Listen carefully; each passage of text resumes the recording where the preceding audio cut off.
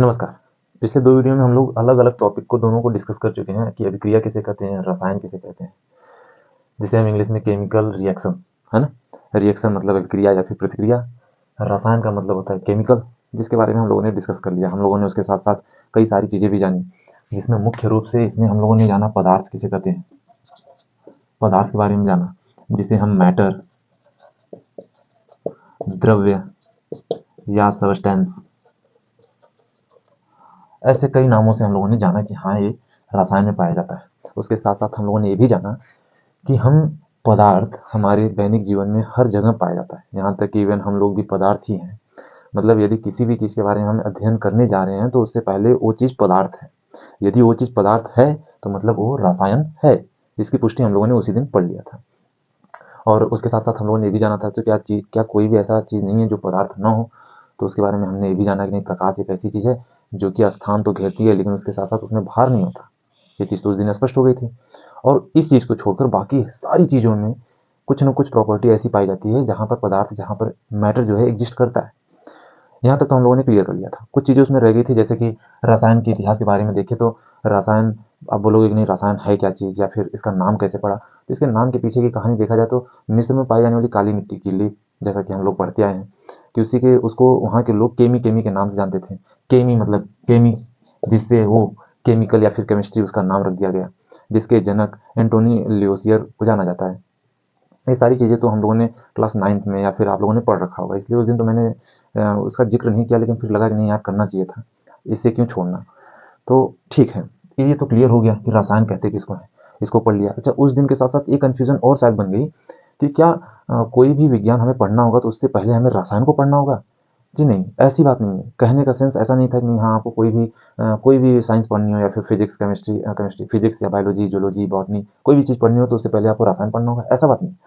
कहने का मतलब ये था कि आप किसी भी साइंस को पढ़ रहे हो, किसी भी विज्ञान को पढ़ रहे हो तो उसमें रसायन एग्जिस्ट करता है।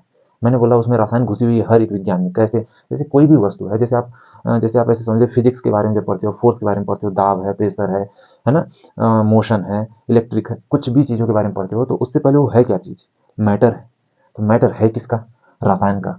इसी तरह आप बायोलॉजी पढ़ते हो, जिसमें जैसे ऐसे समझ लीजिए कि हम ह्यूमन के बारे में पढ़ रहे हैं, ह्यूमन ऑर्गन के बारे में पढ़ते हैं, तो ऑर्गन्स हैं क्या? मैटर है। तो इस संदर्भ में मैंने बोला था कि वो कोई भी चीज़ के बारे में आप अध्ययन करने जा रहे हो तो उससे पहले वो एक मैटर है, और यदि मैटर है तो है क्या? रसायन है। तो इसका मतलब, मेरे कहने का मतलब ये था कि आप कोई भी विज्ञान पढ़ रहे हो तो वहाँ पर रसायन आपको दिखेगी ही दिखेगी। ठीक है, इतना तो हम लोगों ने उसके बारे में पढ़ लिया था। उसके अगले वीडियो में हमने पढ़ा था अभिक्रिया, है ना? अभिक्रिया कहते किसको है, और साथ साथ हमने कई एग्जाम्पल के माध्यम से इसको जानने का प्रयास भी किया था। रिएक्शन कहते किसको है, होता कब है, रिएक्शन को दूसरी भाषा में हम चेंज भी बोल सकते हैं, चेंजेस परिवर्तन बोलते हैं। तो इन दोनों को पढ़ लिया था, अच्छे से समझ लिया था। अब यदि हम इन दोनों को जोड़ने का प्रयास करें तो इसका मतलब होता है पदार्थ, है ना? और इसका क्या मतलब होता है? अभिक्रिया का मतलब होता है परिवर्तन या तो फिर अभिक्रिया, रिएक्शन, है ना?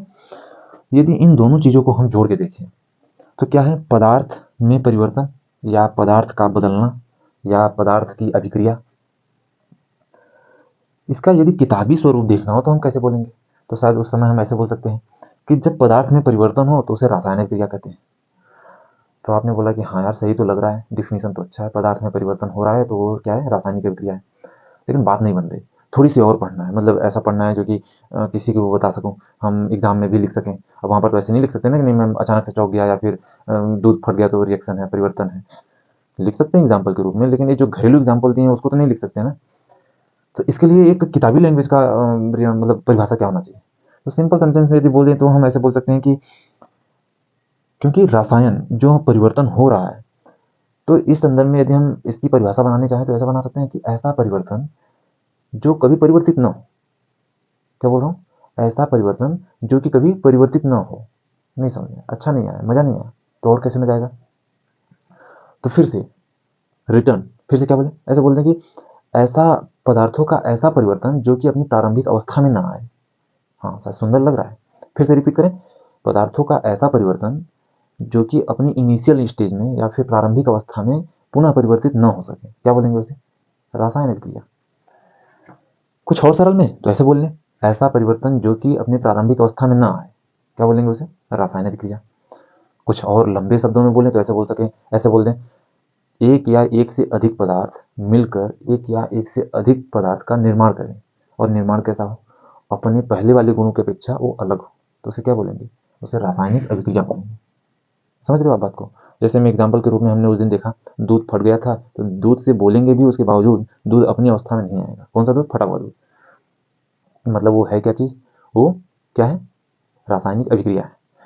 अच्छा, यहाँ पर यदि हम डिस्कस करें एक एग्जाम्पल जो कि इन दोनों को जस्टिफाई कर सके अच्छे से, उसके लिए चलिए हम एक एग्जाम्पल ले लेते हैं। आज मैंने खिचड़ी बनाई थी, तो एग्जाम्पल यहीं से ले लेते हैं कि मैंने खिचड़ी बनाते समय नहीं, ऐसे समझिए आप, ये मजा नहीं आ रहा। पहले आप ऐसे देखिए, मैंने खिचड़ी बनाने के लिए ना क्या क्या लिया? मैंने उसमें चावल लिया, दाल ले ली, मेन चीज, मेन कंटेंट बता रहा हूँ आपको। नमक ले लिया, उसके बाद पानी ले लिया, उसके बाद हल्दी ले ली। मेन कंटेंट तो यही होता है। फिर स्वाद के अनुसार उसमें जो भी आपको ऑयल हुआ, गोभी हुआ, है ना, जो भी कंटेंट आपको डालना हो आप डाल सकते हो स्वाद अनुसार। मेन कंटेंट हम मान लेते हैं कि मैंने चावल, दाल, नमक, पानी, हल्दी, इतनी चीजें डालकर मैंने क्या बनाई? खिचड़ी। अब सपोज कर लीजिए, इमेजिन कीजिए कि मैं खिचड़ी बना के, मतलब खिचड़ी बनाने के लिए मैंने कुकर को गैस पे रख दिया और रख के मैं भूल गया, है ना। खिचड़ी बनी, बनने के बाद एक समय तक तो खिचड़ी बन गई थी, एकदम फर्स्ट क्लास, बहुत अच्छा बनी थी, लेकिन मैं भूल गया। वो खिचड़ी वैसे ही चूल्हे पर रह गई, है ना। खिचड़ी चूल्हे पर रह गई। फिर उसका स्वरूप कैसा हुआ? तो जब एकदम से वो, एक समय की अधिकता होती है, एक समय की सीमा होती है, कुछ समय के बाद जब मेरा ध्यान गया और मैंने गैस बंद की, फिर उसके बाद मैंने जब ढक्कन खोला कुकर का, तो पता चला उसमें सिर्फ और सिर्फ क्या दिख रहा है मुझे? चावल दिख रहा है, दाल दिख रहा है, हल्दी का आता पता नहीं है क्योंकि हल्दी चावल और दाल में मिक्स हो चुकी है, नमक डाला था, नमक भी इसमें मिक्स हो चुका है, पानी जो डाला था वो पानी वाष्प के रूप में ऊपर उड़ चुका है, कुछ पानी इसमें डिजोल्व हो चुका है, मतलब इसे चावल को फुला के बड़ा कर दिया है, और उसके साथ साथ पानी जो अधिक मात्रा में था या फिर जो भी और मात्रा में था वो वाष्प के रूप में ऊपर निकल गया। अब इन दोनों एग्जाम्पल को समझते हैं, शायद ये एग्जाम्पल इसको पूरी तरह से जस्टिफाई कर देगी। मैंने परिभाषा क्या बताया आपको? मैंने परिभाषा बोला कि ऐसा पदार्थ का ऐसा परिवर्तन, या फिर ऐसे बोला ऐसा परिवर्तन, एक दो दो परिभाषा आप लिख लीजिए। एक तो ऐसे लिख लीजिए, ऐसा परिवर्तन जो परिवर्तन, नहीं ऐसे नहीं, आप ऐसे लिखिए, ऐसा परिवर्तन, शायद लिख के बताता तो अच्छा रहता, लेकिन आप ऐसे समझ लीजिए, ऐसा परिवर्तन जो कि अपनी प्रारंभिक अवस्था में परिवर्तित न हो, उसे क्या बोलेंगे? रासायनिक अभिक्रिया। दूसरे शब्दों में यदि बोलने का प्रयास करें तो ऐसा बोल सकते हैं, ये ज़्यादा सही रहेगा, एक या एक से अधिक पदार्थ मिलकर एक या एक से अधिक पदार्थ का निर्माण करते हैं, और निर्माण कैसा होता है? वो अपने प्रारंभिक गुणों की अपेक्षा अलग होता है, नया होता है, तो उसे क्या बोलेंगे? रासायनिक अभिक्रिया। जैसे में देखा जाए, अब समझिए, सेंटेंस को समझिएगा, जब कोई एक पदार्थ क्या है? एक पदार्थ है या एक से अधिक पदार्थ, एक दो तीन चार पांच पदार्थ, है ना। यही क्या? चावल है, खिचड़ी है, दाल है, नमक है, पानी है, हल्दी है, सब क्या है? पदार्थ है। स्वेटर है, मार्कर है, मैं हूँ, मेरा बाल है, मेरी आंखें हैं, बोर्ड है, कील है, ये सारी चीजें, लाइट, लाइट तो नहीं है ना, लेकिन लेकिन जो बल्ब में लग रही हैं या फिर जो एलईडी में लगी हुई हैं, वो सारी चीजें क्या है? वो तो लगने के बाद उजाले दे रही है ना, उजाला तो है नहीं, लेकिन जिस इंस्ट्रूमेंट से वो चल रही है, वायर है, सारी चीजें क्या है? पदार्थ ही है। तो ये सारी पदार्थ हुए, है ना। तो मैंने क्या बोला? जब कोई एक पदार्थ या एक से अधिक पदार्थ मिलकर, है ना, एक या एक से अधिक पदार्थों का निर्माण करें। अपने वो पदार्थ कैसे हो? नए पदार्थ का निर्माण करें, नए पदार्थ का निर्माण करें। और निर्माण करें तो कैसा निर्माण हो? तो बोल रहे हैं कि वो अपने प्रारंभिक गुणों की अपेक्षा नए गुण वाला हो, तो उसे क्या बोलेंगे? रासायनिक अभिक्रिया। अब थोड़ा सा इसके बारे में बात कर लेते हैं। जैसे चावल है, तो चावल तो यहाँ पर भी मिलेगा आपको, लेकिन इसका रंग, इसका रूप, स्वरूप सब कुछ बदला हुआ नजर आएगा वहां पर, क्योंकि ये जो चावल होगा ना, इसमें आपको नमक की मात्रा दिखेगी, इसमें आपको पानी की मात्रा दिख जाएगी, और क्या दिखेगी? हल्दी की मात्रा दिख जाएगी, है ना। तो ये अलग हुआ।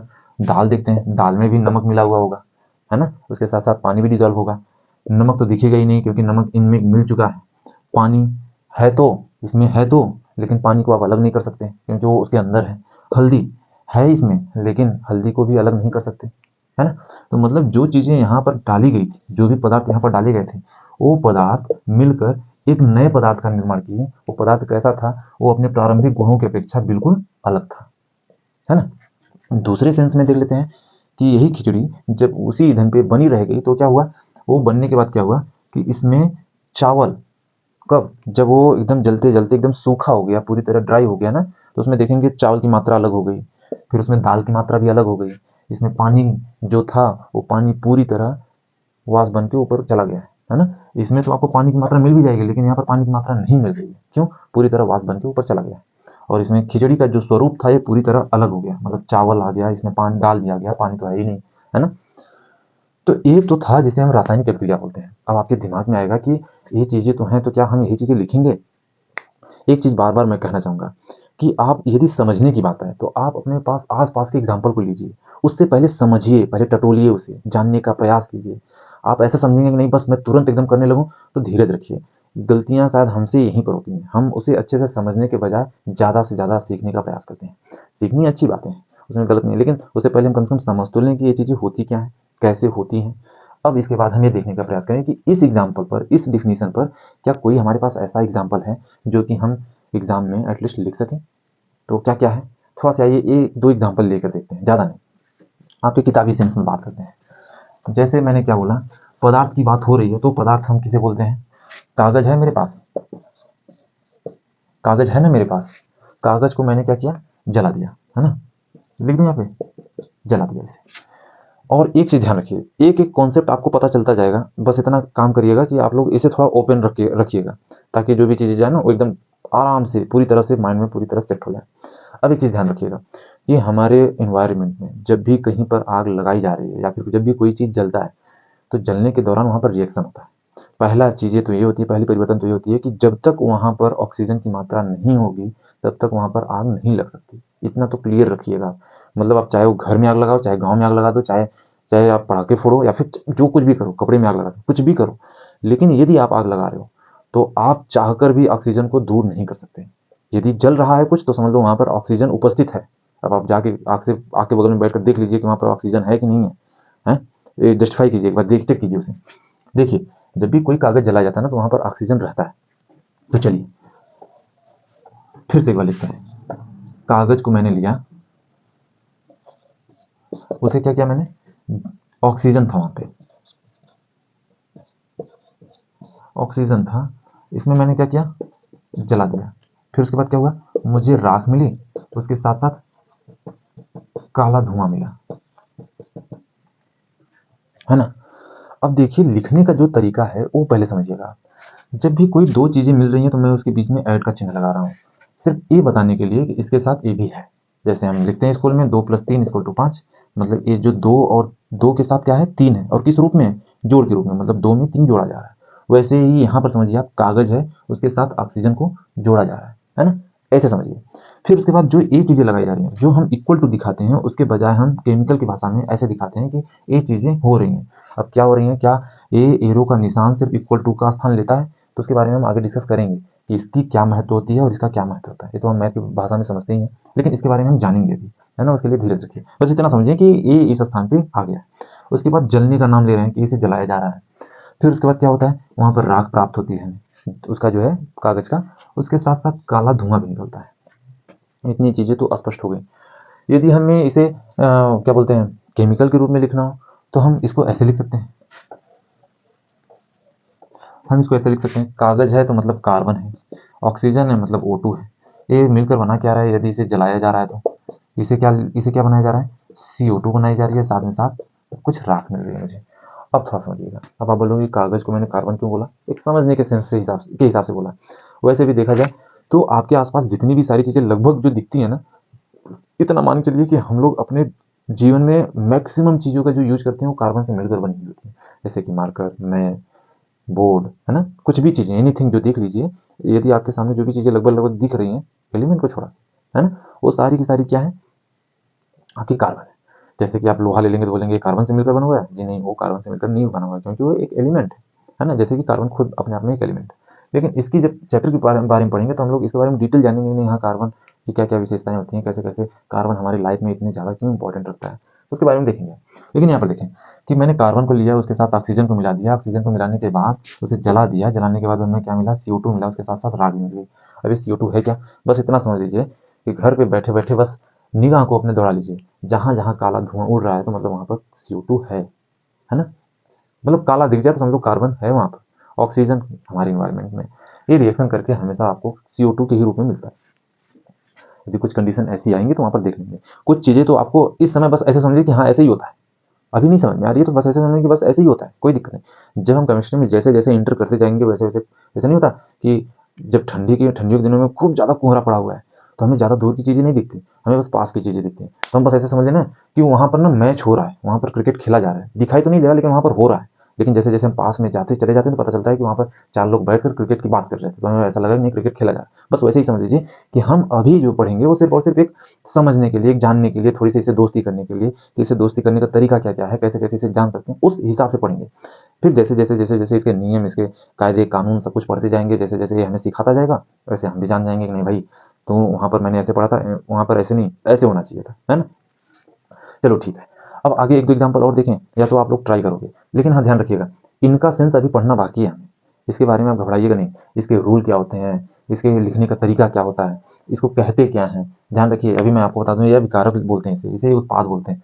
ये सारी चीज़ें हम पढ़ेंगे लेकिन एक एक करके। और और क्या बोलूँ मैं, आपके पास एक दो एग्जाम्पल हो तो आप लिख कर बताइएगा, लिख कर ट्राई करिएगा। और उसके साथ साथ अपने बैठकर आराम से सोच के एक बार ये देखिए कि नहीं मेरे पास घरेलू जीवन में और कौन कौन से ऐसे एग्जाम्पल हैं जो कि हम लोग डेली देखते हैं, जो कि हम घरेलू लाइफ में, जैसे मैंने खिचड़ी का एग्जाम्पल दिया, वैसे आप बताइए कि आपके आसपास ऐसे कितने सारे एग्जाम्पल हैं जो कि डेली हम लोग करते हैं लेकिन जानते नहीं हैं, समझते नहीं हैं उसको, उसको महसूस नहीं करते कि हाँ ये चीज़ें हो रही हैं, यही केमिकल रिएक्शन है। और एक किताबों में जो लिखी गई है कुछ अलग नहीं है, ये भी वही है जो हमारे जीवन में हो रहा है। तो एक बार सोच के देखिए, जैसा होगा मुझे जरूर बताइएगा, ठीक है।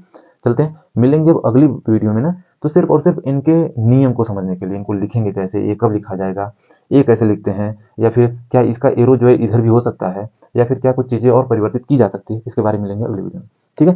तब तक आप सोच कर बैठिए और इन्जॉय कीजिए, साथ साथ एक दो एग्जाम्पल अपने घर वालों में बताइए कि देखो मम्मी तो खिचड़ी बना रही है ना, तो सब्जी बना रही है ना, देख इसमें रिएक्शन ऐसे ऐसे होता है, चावल बना रही है ना इसमें रिएक्शन ऐसे होता है ना, कपड़े धुल रहे हो ना इसमें देखो ये चीज़ें होती हैं। कुछ ऐसे एग्जाम्पल ढूंढ के देखो, फिर उसके बाद मिलते हैं अगली वीडियो में। तब तक के लिए नमस्कार।